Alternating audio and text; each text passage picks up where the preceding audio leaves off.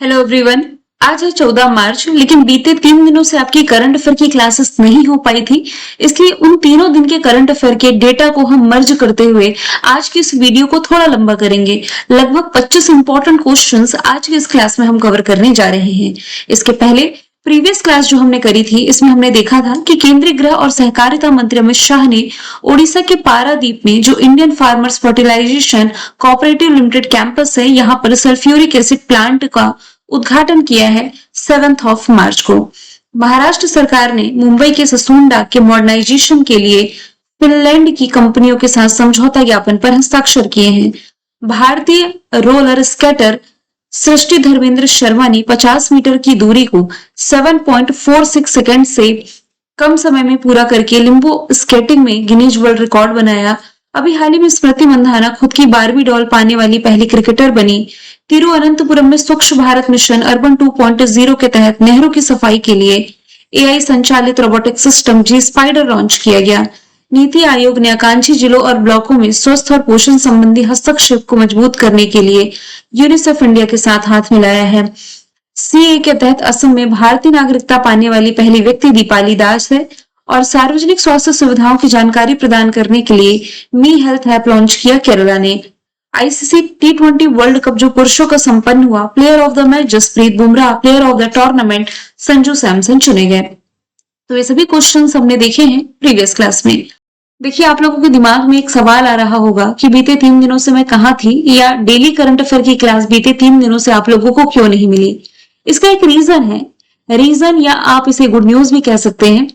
देखिए, रिसेंटली मैं अपने जीवन के एक नए अध्याय में प्रवेश कर चुकी हूँ, जिसका नाम है शादी विवाह, जिसके कारण थोड़ी व्यस्तता थी। मैं आप लोगों को डेली की क्लास प्रोवाइड नहीं कर पाई। अब क्लासेस नहीं मिली, इसका मतलब ये तो नहीं कि बीते 3 दिन का डेटा आपसे मिस होने दूंगी मैं आप लोगों को, बिल्कुल नहीं। हमने जितने भी इंपॉर्टेंट क्वेश्चंस लास्ट 3 दिन में नहीं पढ़े हैं, उन्हें मर्ज करते हुए आज की क्लास थोड़ी लंबी होगी। लगभग 25 इंपॉर्टेंट क्वेश्चंस का डिस्कशन आज की इस क्लास में करने जा रहे हैं, तो थोड़ा पेशेंस रखेंगे आप लोग, कुछ भी नहीं छूटेगा, सब कुछ कवर करेंगे। पहला सवाल है, केंद्रीय मंत्रिमंडल ने जल जीवन मिशन को किस वर्ष तक बढ़ाने की मंजूरी दे दी है। तो ये जो जल जीवन मिशन है, ये एक्सटेंड कर दिया गया है 2028 तक के लिए, 2028 तक के लिए। और केंद्रीय मंत्रिमंडल ने 10 मार्च 2026 को यह फैसला किया है। जल जीवन मिशन की शुरुआत कब की गई थी, ये बहुत ही कॉमन क्वेश्चन है, जीके में एग्जाम में पूछा जाता है। तो ये 2019 में भारत सरकार की एक प्रमुख योजना है। इसे क्रियान्वित कौन करता है, तो जल शक्ति मंत्रालय के द्वारा ये क्रियान्वित किया जाता है। इसका पर्पस है प्रत्येक ग्रामीण परिवार को नल से सुरक्षित पेयजल यानी कि पीने का पानी प्रोवाइड कराना, और इसके लिए एक्सटेंड किया गया है मिशन 2028 तक के लिए। Defence forces vision 2047 a road map for a future ready Indian military, ये एक डॉक्यूमेंट है और ये जारी किसने किया है, राजनाथ सिंह, जो कि रक्षा मंत्रालय संभाल रहे हैं। तो रक्षा मंत्री राजनाथ सिंह ने मार्च 2026 में डिफेंस फोर्सेस विजन 2047 नामक एक डॉक्यूमेंट जारी किया है। इसका उद्देश्य है भारत की सशस्त्र सेनाओं को 2047 तक यानी कि आने वाले लगभग 20-21 सालों तक आधुनिक यानी कि मॉडर्न, इंटीग्रेट और टेक्नोलॉजी या तकनीकी रूप से उन्नत सैन्य शक्ति में बदलना है। और ये विजन है क्या, ये भारतीय सशस्त्र बलों के आधुनिकीकरण का दीर्घकालीन रणनीति यानी कि लॉन्ग टर्म पॉलिसी आप कह सकते हैं। लक्ष्य यही है 2047 तक, जब भारत अपनी आजादी के 100वीं वर्षगांठ मना रहा होगा, तब तक सेना को भविष्य के युद्धों के लिए तैयार करना। और ये जो डॉक्यूमेंट है, ये इंटीग्रेटेड रक्षा स्टाफ मुख्यालय के द्वारा तैयार किया गया है। तीसरा सवाल है, किस विधानसभा ने मिजो भाषा को संविधान की 8वीं अनुसूची में शामिल करने का प्रस्ताव पारित किया है। तो ये हो जाएगा आंसर मिजोरम, ऑप्शन डी इसका राइट आंसर है। मिजोरम विधानसभा ने सर्वसम्मति से यानी कि मेजोरिटी से एक प्रस्ताव पारित किया, जिसमें मिजो भाषा को भारतीय संविधान की 8वीं अनुसूची में शामिल करने की मांग की गई है। और संविधान की 8वीं अनुसूची में यदि देखा जाए ना, तो कुल 22 भाषाएं शामिल है। 22 में से असमिया, बांग्ला, गुजराती, हिंदी, कन्नड़, कश्मीरी, कोंकण, मलयालम, मणिपुरी, मराठी, नेपाली, ओडिया, पंजाबी, संस्कृत, सिंधी, तमिल, तेलुगु, उर्दू, बोडो, संथाली, मैथिली, डोगरी शामिल है। कई बार ना एग्जाम में 4-5 ऑप्शन में कुछ ऐसा क्वेश्चन पूछा जाता है कि निम्नलिखित में से कौन सी भाषा है जो कि 8वीं अनुसूची में शामिल नहीं है? अब यदि बात की जाए मिजोरम की, तो नॉर्थ ईस्ट स्टेट है ये। राजधानी आइजोल है। राज्यपाल विजय कुमार सिंह, मुख्यमंत्री लाल दोहुमा। रिसेंटली इसे भारत की अदरक राजधानी घोषित किया गया। देश का पहला पूर्ण साक्षर राज्य मिजोरम है। दूसरा है गोवा, तीसरा है त्रिपुरा, चौथा हो जाएगा हिमाचल प्रदेश। पूर्वोत्तर भारत में इसी मिजोरम में पहले रेल नेटवर्क का उद्घाटन प्राइम मिनिस्टर नरेंद्र मोदी जी ने किया था। और मिजोरम में ही कैलामारिया मिजोरमेंसिस नामक रीढ़ सांप की प्रजाति रिसेंटली खोजी गई है।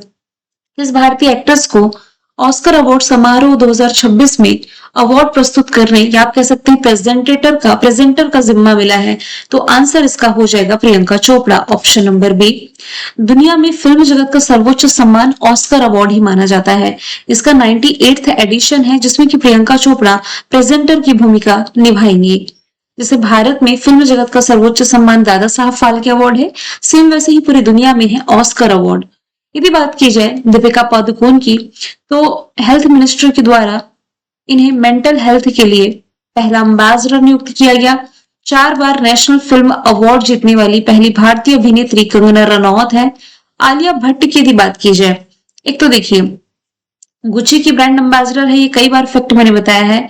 रिसेंटली जो बाफ्टा अवार्ड संपन्न हुआ था, इसमें प्रेजेंटर की भूमिका आलिया भट्ट ने ही निभाई थी।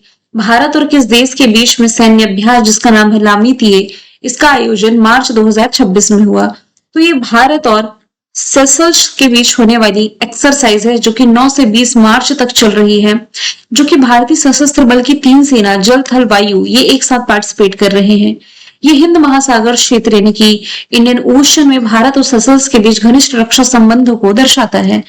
सेशल्स की लोकेशन भी आप देखेंगे तो ये अफ्रीका महाद्वीप का पार्ट है, छोटी सी कंट्री अफ्रीका महाद्वीप में, इंडियन ओशन के अंतर्गत ये आता है। कैपिटल विक्टोरिया, करेंसी रुपया, राष्ट्रपति पैट्रिक हरमनी है।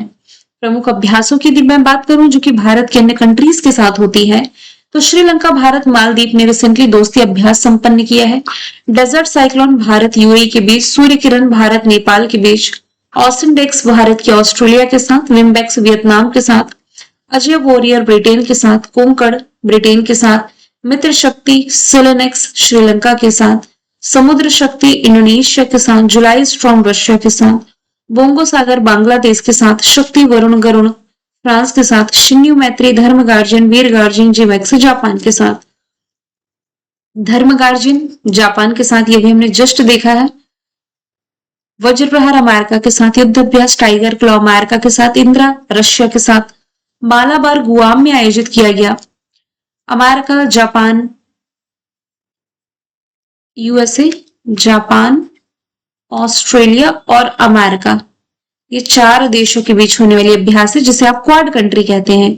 खानकस्ट मंगोलिया में, मैत्री अभ्यास थाईलैंड के साथ, किर्गिस्तान की भारत के साथ अभी कंजर एक्सरसाइज संपन्न हुई है। से नो टू प्रॉक्सी सरपंच अभियान किस मंत्रालय ने चलाया है? तो ये पंचायती राज मंत्रालय की पहल है। अच्छा, प्रॉक्सी शब्द से आप क्या समझते हैं? जैसे प्रॉक्सी अटेंडेंस आप लोगों ने खूब लगाई होंगी स्कूल कॉलेजेस में।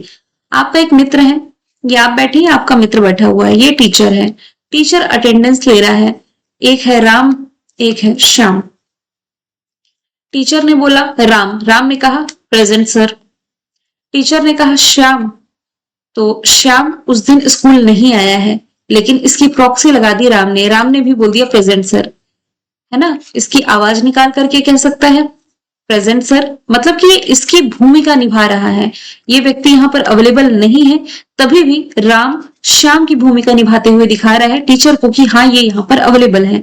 अब आप समझिए, अभी 8 मार्च को जो अंतरराष्ट्रीय महिला दिवस मनाया गया है ना, 8 मार्च को, इस मौके पर पंचायती राज मंत्रालय के द्वारा एक नया अभियान चलाया गया जिसका नाम है से नो टू प्रॉक्सी सरपंच। इसका मतलब है या इसका उद्देश्य है उस प्रथा को रोकना जिसमें ग्राम पंचायतों में जो महिला चुनी जाती है ना, महिला सरपंच, इनकी जगह उनके पति या पुरुष रिश्तेदार वास्तविक सत्ता चलाते हैं। कहने के लिए तो सरपंच महिला है, लेकिन ये अवेलेबल ना होकर के इनके पुरुष रिश्तेदार या पति, इनके हाथ में सत्ता होती है।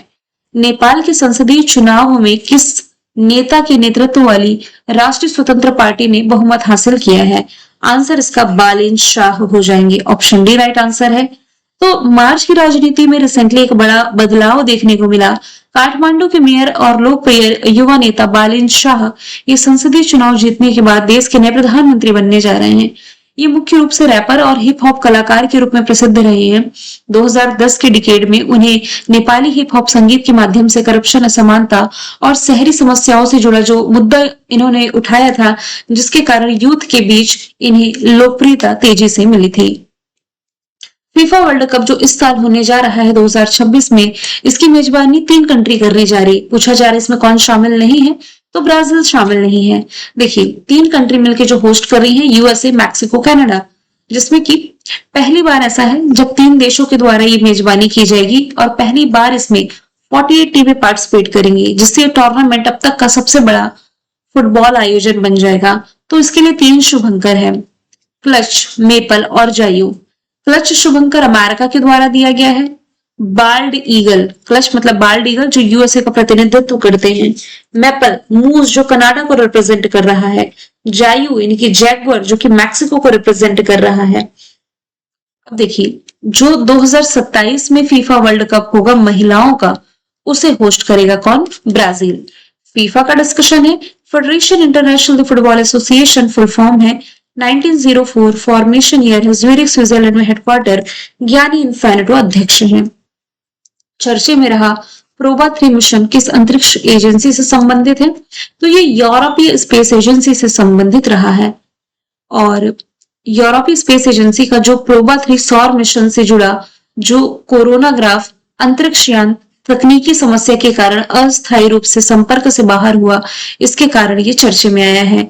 ये प्रोबा 3 जो है ना, ये विश्व का पहला अत्यधिक सटीक फॉर्मेशन फ्लाइंग उपग्रह माना जाता है और इस मिशन को दिसंबर 2024 में अंतरिक्ष में प्रक्षेपित किया गया था।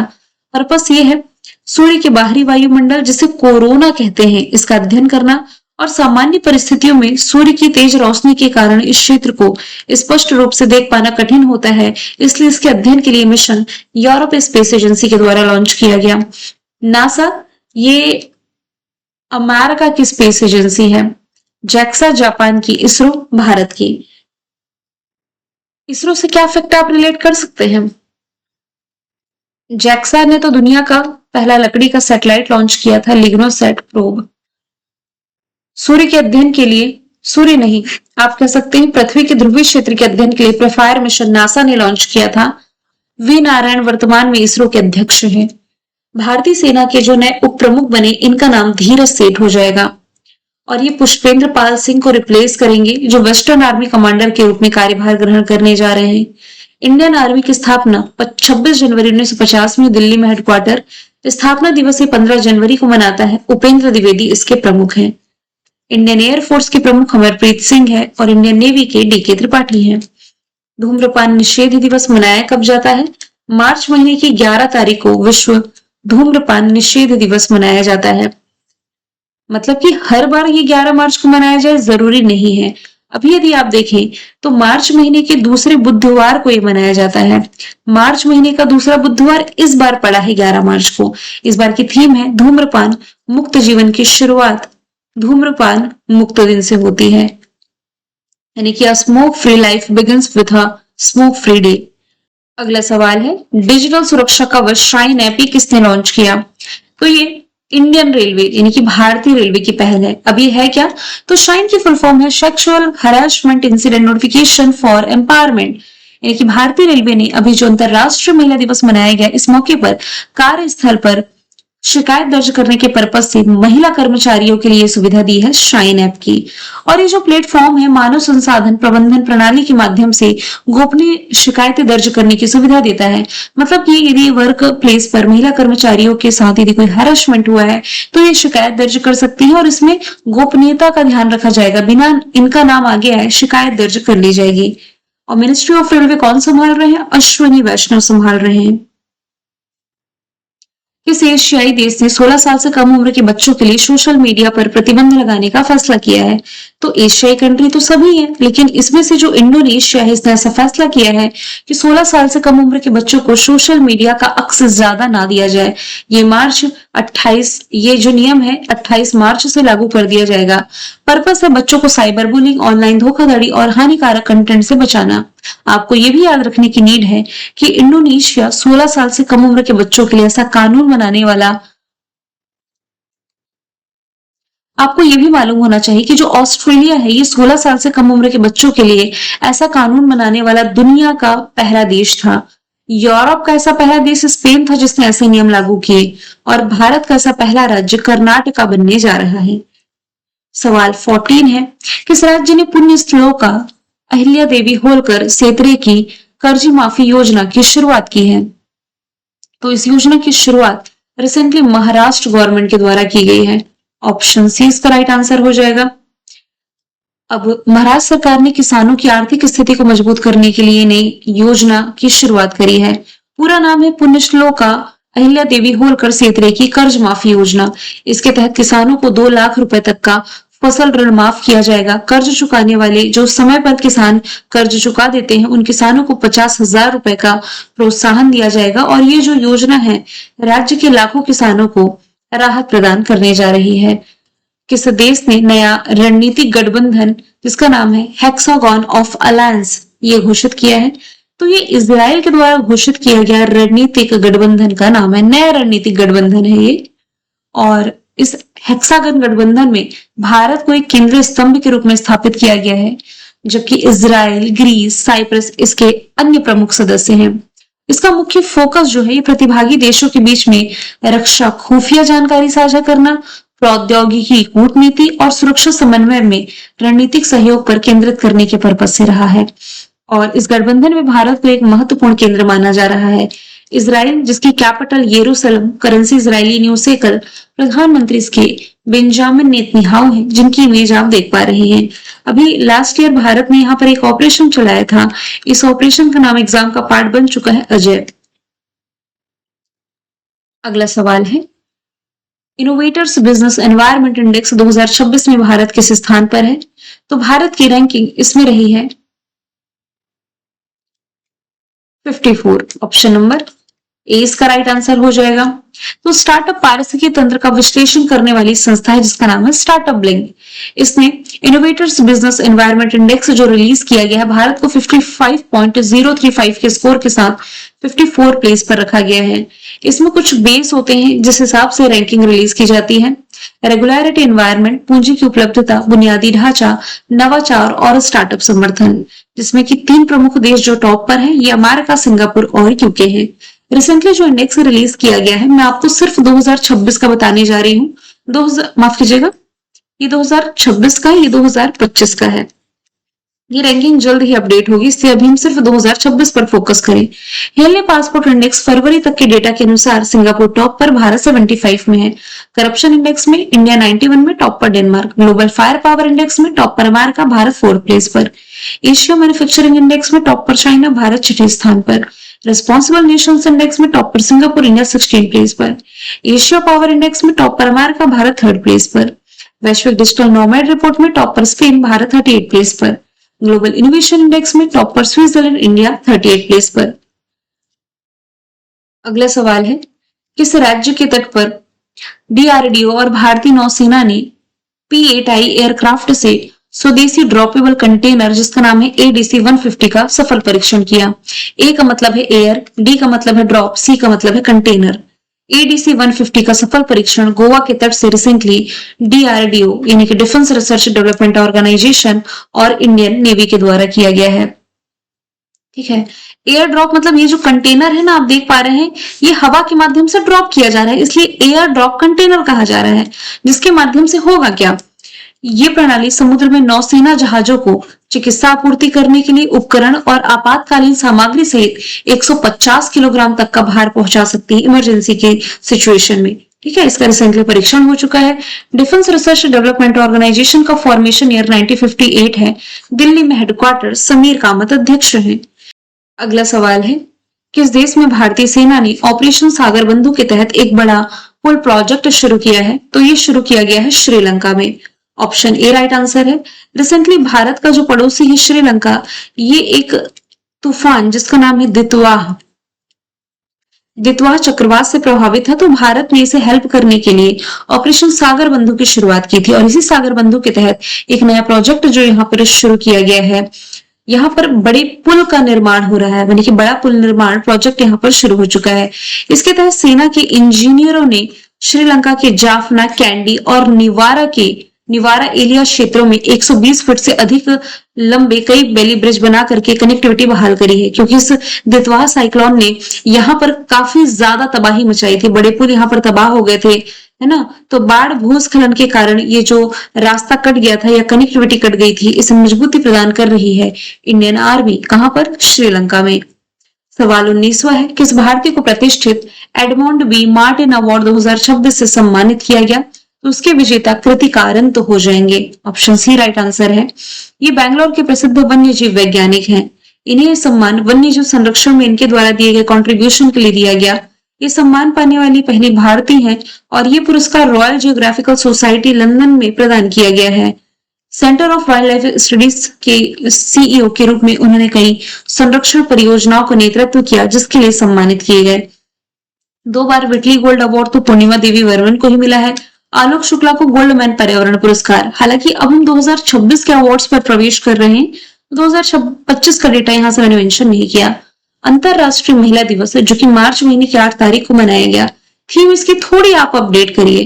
थीम जो मैंने ऑफिशियली देखी ये है rights, justice, action for all women and girls, यानी कि अधिकार, न्याय, कार्रवाई सभी महिलाएं और लड़कियों के लिए। यहाँ थोड़ा टाइपिंग मिस्टेक है। हाल ही में गद्दार तेलंगाना फिल्म पुरस्कार 2025 में किस अभिनेता को एनटीआर राष्ट्रीय फिल्म पुरस्कार से सम्मानित किया गया? तो ये हो जाएंगे साउथ के सुपरस्टार चिरंजीवी। तेलुगु सिनेमा के दिग्गज अभिनेता ये हैं जो इस प्रतिष्ठित अवार्ड को प्राप्त कर चुके हैं, गद्दार तेलंगाना फिल्म पुरस्कार। और ये सम्मान तेलुगु और भारतीय सिनेमा में चिरंजीवी के दशकों के योगदान को मान्यता देता है। यह पुरस्कार दिग्गज अभिनेता और आंध्र प्रदेश के पूर्व मुख्यमंत्री एनटी रामाराव के नाम पर रखा गया है। हाल ही में गेल इंडिया लिमिटेड के जो सीएमडी है, इसका पदभार किसने संभाला है? तो ये हो जाएंगे Deepak Gupta. Option C right answer हो जाएगा। 28 फरवरी को जब संदीप कुमार गुप्ता ये रिटायर हुए तो इन्हीं का ये स्थान ले चुके हैं। और सीएमडी के रूप में इनका जो कार्यकाल है अभी तो 3 साल और, यानी कि 28 फरवरी 2029 तक प्रभावी रहेगा। हालिया नियुक्तियों पर नजर डालें तो यहाँ तो 2 साल की नियुक्तियां मैंने मेंशन करी हैं। रिसेंट की नियुक्तियों को देखें तो सतर्कता आयुक्त Praveen Vashishtha, Bill and Melinda Gates Foundation की नई India country director Archana Vyas, press club of India की पहली महिला अध्यक्ष संगीता बरुआ, मुख्य सूचना आयुक्त राजकुमार गोयल, सीबीआईसी के अध्यक्ष Vivek Chaturvedi, food safety standard authority of India कार्यकारी अधिकारी रजत पुन्हानी, बीएफआई के Ajay Singh, NSA deputy NSA Anish Dayal Singh, SSB के संजय सिंघल। बाकी की नियुक्तियां आपको 2025 की देखने को मिलेंगी। आरएम नचम्मई हाल ही में भारत में किस चालू परमाणु ऊर्जा संयंत्र की पहली महिला प्रमुख बनी और ये संयंत्र किस स्टेशन पर स्थित है? तो हम डिस्कशन कर रहे हैं कैगा जनरेटिंग स्टेशन के बारे में। चलिए लोकेशन हम सबसे पहले देखें। कैगा आपको कहाँ दिखाई दे पा रहा है? यदि आप नजर डालें तो ये आपको कर्नाटक में नजर आ रहा है। कैगा भारत के परमाणु ऊर्जा संयंत्र, ये मैंने मैप के थ्रू ऐड किया है। जैसे कि राजस्थान में रावत भाटा, काकरापार गुजरात में, नरोरा यूपी में, कलपक्कम तमिलनाडु में, कडनकलम तमिलनाडु में, तारापुर महाराष्ट्र में, जिसमें कि कैगा परमाणु ऊर्जा संयंत्र का संचालन करने वाली या इसके संचालन का नेतृत्व करने वाली पहली महिला जो बनी है आरएम नचम्मई बन गई है। अब यदि हम बात करें पहली महिला के करंट अफेयर की तो श्रीनगर में केंद्रीय जेल की प्रमुख सभा शॉल है। थाम्या सिंहनाथन केरला की पहली पूर्ण दृष्टिबाधित महिला न्यायाधीश है। कुकी समुदाय से आने वाली नेमचा किपगेन मणिपुर की डिप्टी सीएम बनी। रुद्राम हेलीकॉप्टर के लिए क्वालिफाई होने वाली भारतीय सेना की पहली महिला अधिकारी हंसजा शर्मा। गणतंत्र दिवस पर 140 पुरुष जवानों पर सीआरपीएफ मार्चिंग टुकड़ी का नेतृत्व करने वाली पहली महिला अधिकारी सिमरन वाला। साउथ पोल पर पहुंचने वाली पहली महिला अधिकारी Kamya Karthikeyan. Press club of India की पहली महिला अध्यक्ष संगीता बरुआ। रेलवे की पहली आरपीएफ की पहली महिला महानिदेशक सोनाली मिश्रा। नागपुर विश्वविद्यालय की पहली महिला कुलपति मनाली मकरन। भारतीय नौसेना में पहली महिला फाइटर पायलट आस्था पुनिया।